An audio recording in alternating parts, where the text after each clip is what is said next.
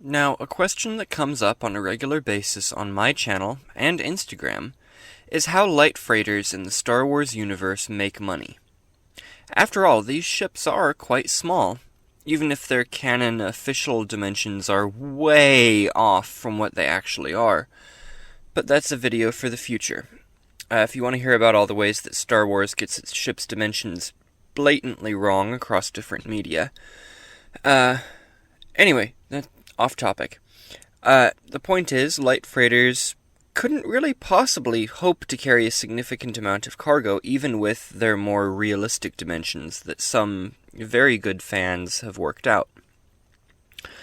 But is this the case? Well, yeah. I mean, they're small. You can't fit 1,000,000 tons into something that's a little bit bigger than a school bus. So, how do light freighters make money? Is it just through spice smuggling?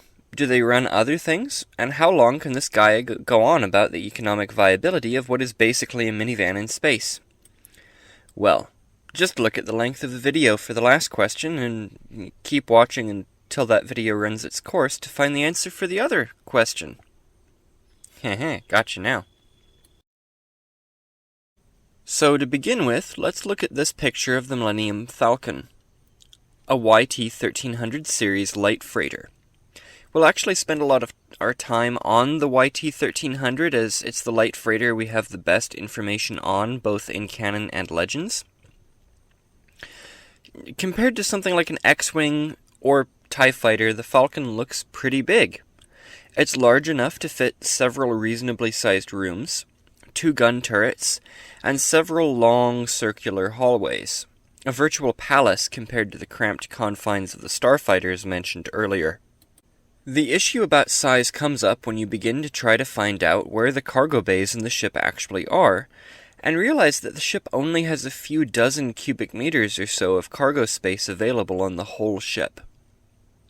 Officially, the class has a rated carrying capacity of 100 tons.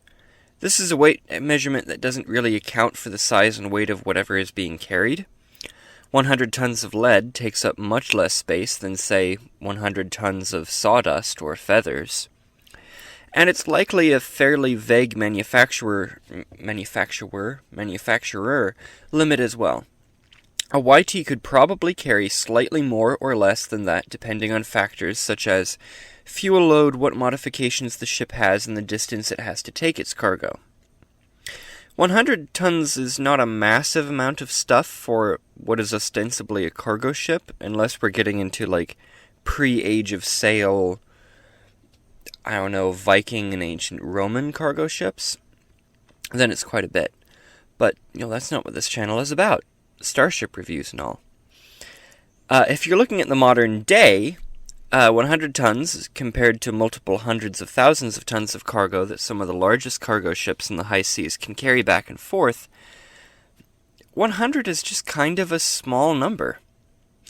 Even compared to what a train might carry, 100 tons is not a lot.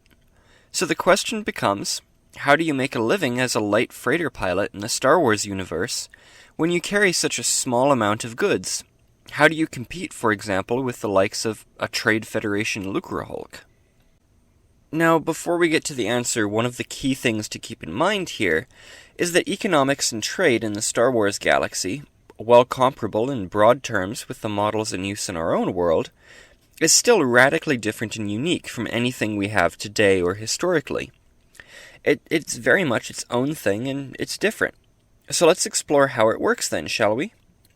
Firstly, we need to establish that there are 2 major trade types in the Star Wars galaxy: local and long distance. Local trade is what occurs locally, with shorter routes of a few light years, tying local systems together in a small network, while long distance trade is that which occurs from one end of the galaxy to another. Now, each of these types of trade are very different, and I would compare them to the differences between long-range oceanic trade routes which connect various parts of the world. These long-range routes involve the largest freight-carrying vessels in the galaxy, and tend to offload hundreds of thousands of tons of cargo at each stop. The more local routes, however, are similar to the trucking routes which connect the ports along the coast into the interior of whatever country.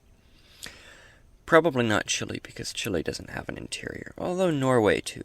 Anyway, pointless sideline. These routes involve generally smaller ships carrying lighter cargo loads. And in turn, even smaller freighters can carry this cargo on down the line to more limited areas. So the typical light freighter operator makes his living by taking cargo from one place to another in a small local area of space.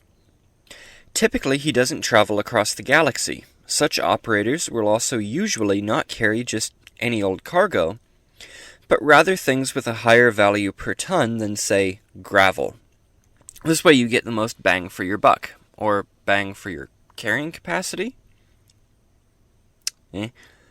Aside from this more local trade, some light freighter captains will deal with very high-value, time-sensitive cargoes as well.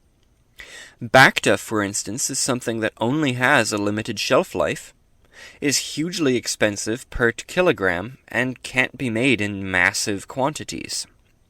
With such cargoes, small freighters can make a huge profit, even over long distances, by delivering these very valuable cargoes from the manufacturer to the end customer. So, to sort of sum up, the long-range trade routes would have various hubs which connected. There would be a cargo ship which goes from, say, Coruscant to Naboo, and that would be the very large Trade Federation or whatever cargo ship. Small light freighter operators would then take contracts from the outlying systems in that area. Say somebody ordered, farm equipment from Space Amazon. The Trade Federation is unlikely to deliver that to your small hokey farming planet in the middle of nowhere, but they will deliver it to a local trade hub, like Naboo. A light freighter operator would get the contract for that cargo, and basically what he would do is he would bring that the rest of the way, and then he would make a little bit of money. Trade Federation would make their little bit of money, and at the end of the day, you have your space tractor thing. Everybody wins in that model. So I hope that this theory makes some sense. It's just a theory. We don't really have anything which explains this, either in canon or legends, but I think that it makes sense, and it might even make sense to you. If it does, congratulations. That's about it for this video. If you enjoyed it, then do the normal things pro YouTubers tell you to do. Leave a comment, subscribe to the channel for more like this in the future. Like the video. Did I say that? Yeah, I said that. Anyway. Hope you enjoyed. Hope you stuck through. Brownie point if you made it. And have a nice day.